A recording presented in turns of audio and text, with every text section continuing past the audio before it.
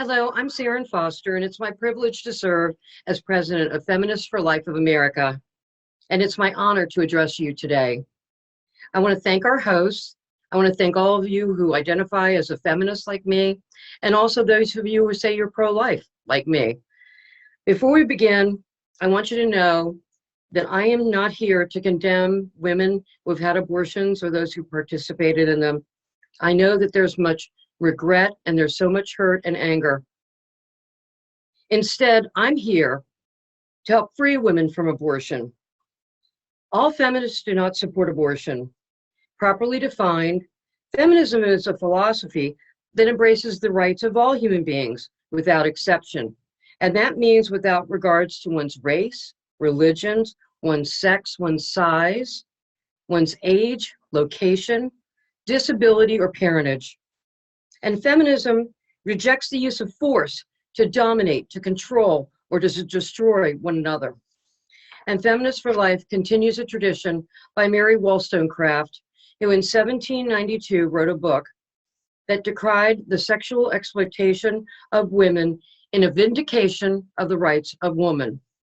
In this book, she also condemned those who, and I quote, who would either destroy the embryo in the womb or cast it off once born, saying, nature in everything deserves respect, and those who violate her laws seldom violate them with impunity.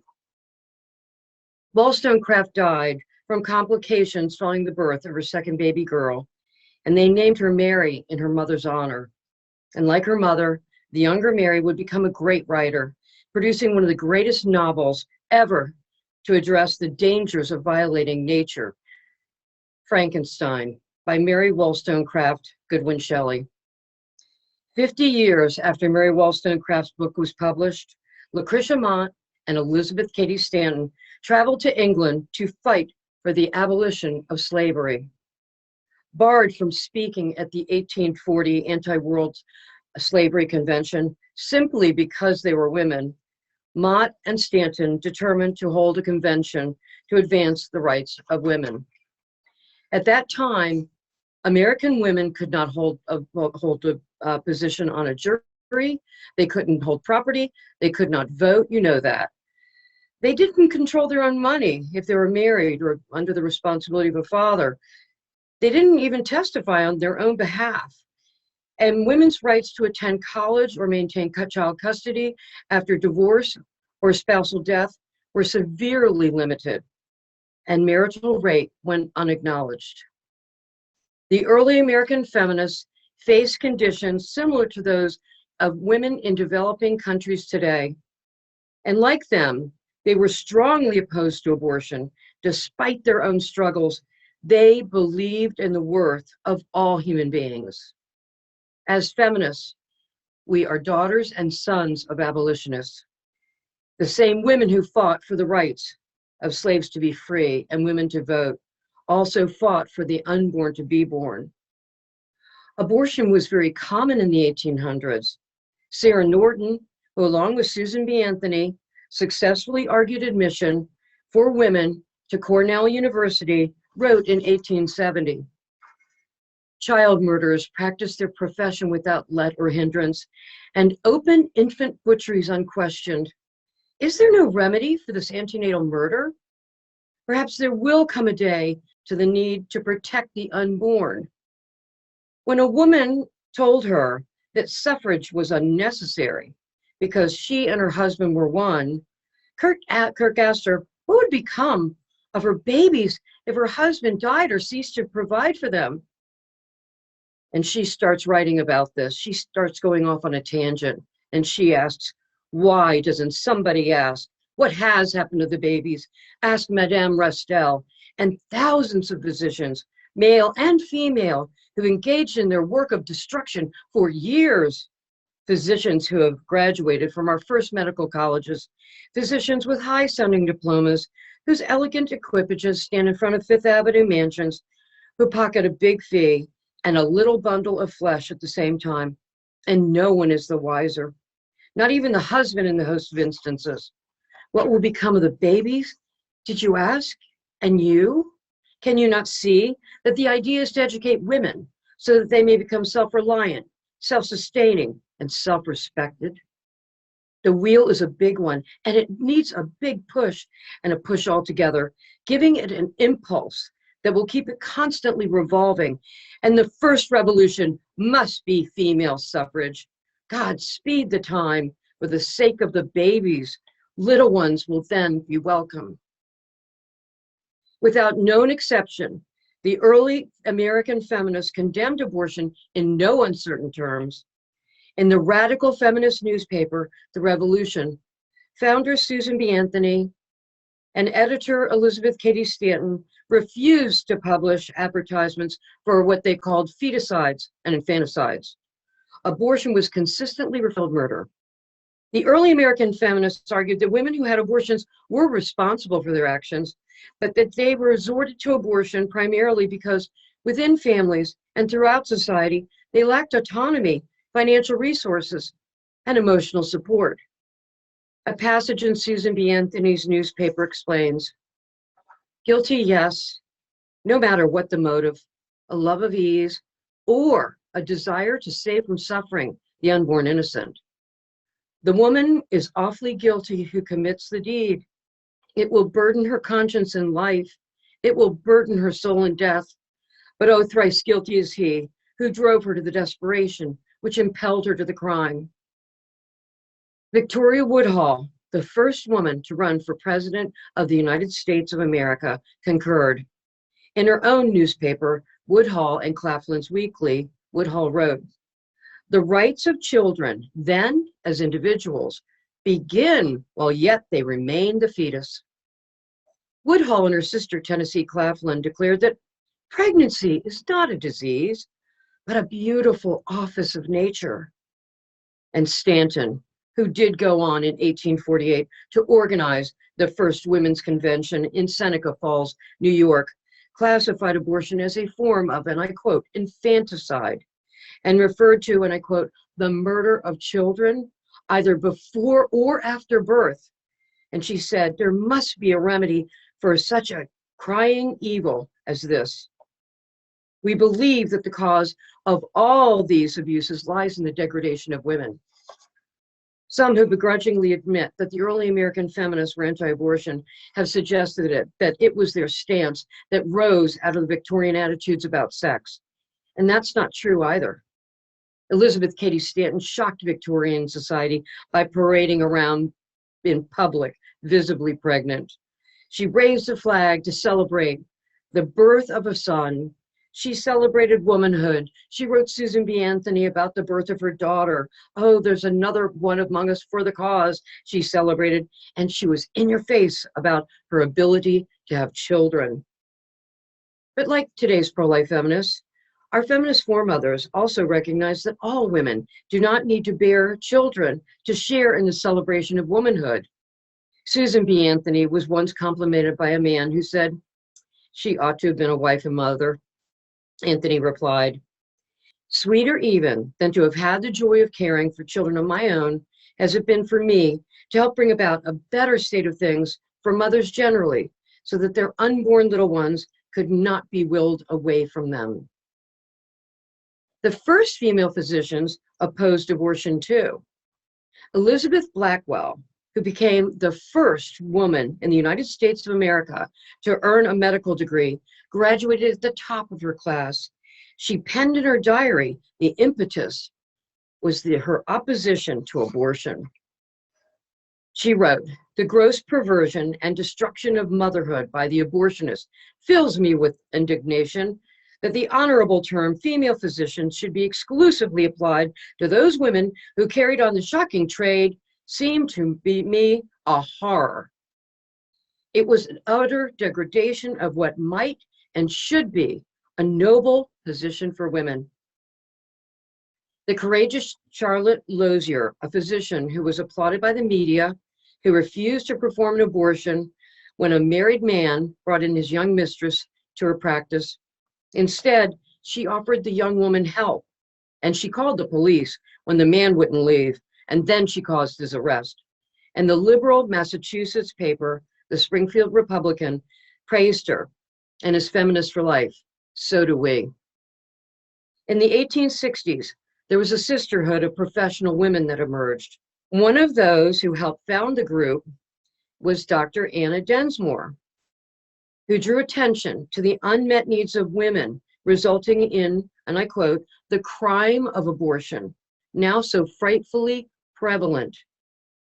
Like Dr. Lozier, Dr. Densmore urged people to, and I quote, stretch out a helping, saving hand in this direction, just like people today do to provide support for pregnant women and parents across this great country.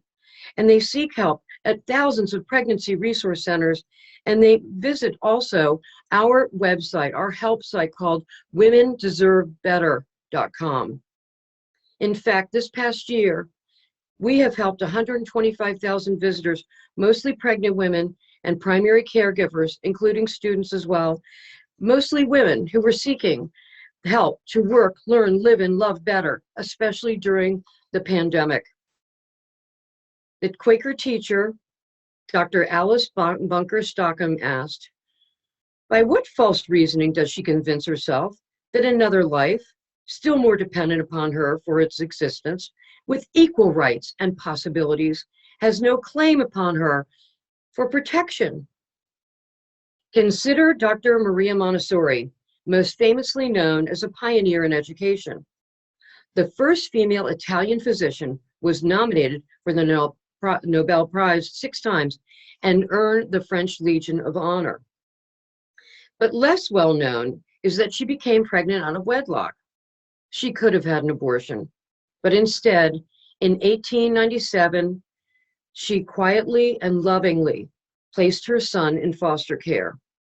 He learned the truth as a teen, and from that point on, Maria and her nephew, Mario, became inseparable.